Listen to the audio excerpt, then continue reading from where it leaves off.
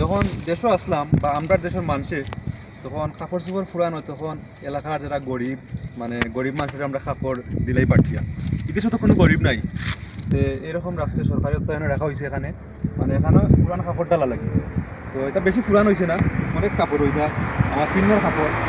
So এটা কিবা কাপড় আফ্রিকার বিভিন্ন গরিব দেশে যাইব বা ফিলিস্তিনও অনেক দেশ মনে হতো যেসব দেশ মানে গরিব বেশি, মানে মানে সরকারি বাবদে কোনো স্তরি মরিয়া ঘর দিয়ে কোথা দিয়া মানে এক খবর নতুন করিয়া হইব। তো আজকে তো একটা কাপড় দরকার, কিন্নর কাপড় এত পুরান হয়েছে এবং দিয়া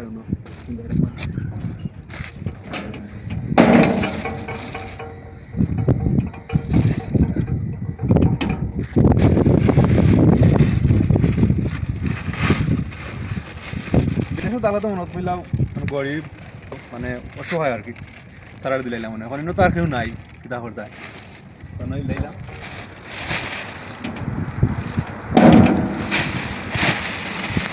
বালাহাত।